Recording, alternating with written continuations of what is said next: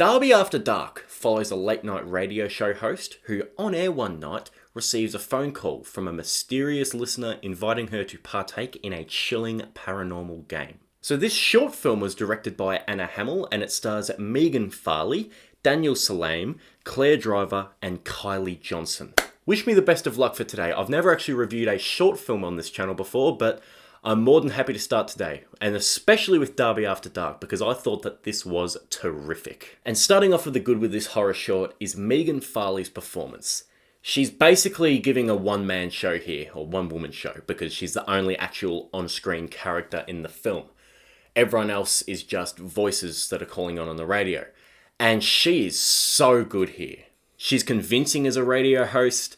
Her facial expressions often alter from her voice, like you're watching her and she looks scared and nervous and worried, but because she's a radio host and she's live on air, she's got to sound contained. So even though internally she's freaking out, she's got to put on a pleasant front for the viewers, and because you're, or listeners I should say, and because you are watching her, you get to see that difference between her facial expressions and her voice. I love the concept of this one. It's really simple, but it's so effective. People being put in a dangerous or tense situation in front of an audience is always something that hooks me in. Like you think about films like Ghost Watch, Late Night with the Devil, The Fog, even Monolith from earlier this year. Those last two are radio host ones more particularly. And they're just so effective because you're just watching these characters having to keep their cool when shit is going down around them and there's nothing that they can do, really. Like, it's just, I just love that kind of thing, where it's just like they are forced to face a situation with people watching or listening. The production and set design of this short was amazing. It really just feels like a safe haven for music nerds, like myself. Like, there are guitars everywhere, it's kind of got dingy red lighting and some neon radio signs.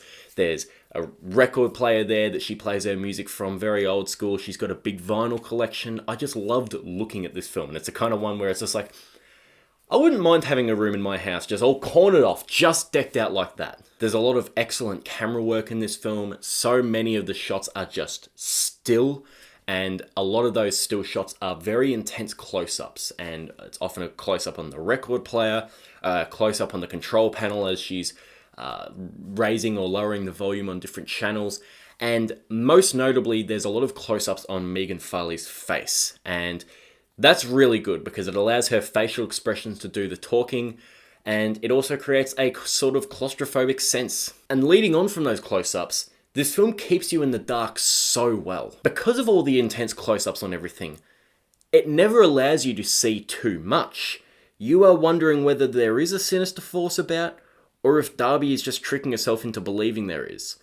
It's hard not to spoil, but let's just say that there is a deliberate attempt to not show a piece of paper after question 2. And I thought that that attempt to not show was really effective. Now, very briefly today, after I do my conclusion, I want to get into some spoilers for this short film. And I do want to just give you plenty of heads up because I really recommend you check this film out on your own.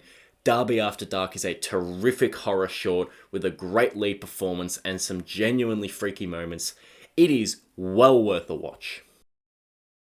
Okay, we're in full-on spoiler mode here. You can see spoilers. The video's in black and white. It's going to be in black and white until the spoilers are done. So click away now. Please watch this. Again, I'll put a card up here.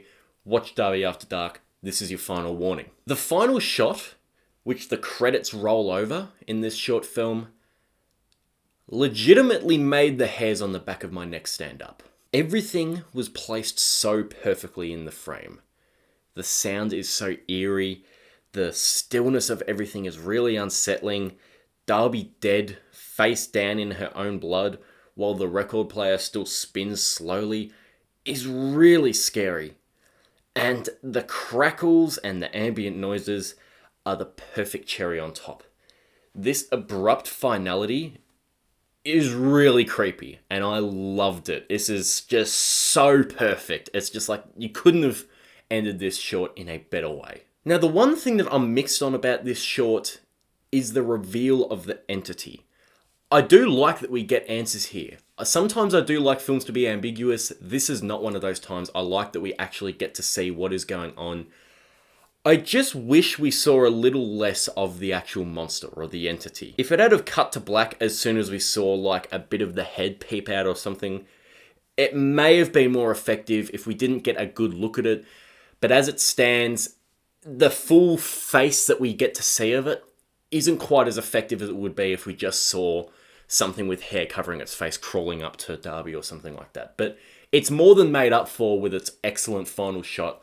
I just would have edited that reveal a little bit differently. Anyway, that is my review for Darby After Dark. Please like, share, and subscribe if you enjoyed this. Check out the short film. It's available to watch just here on YouTube for free. I'll see you all later. Bye.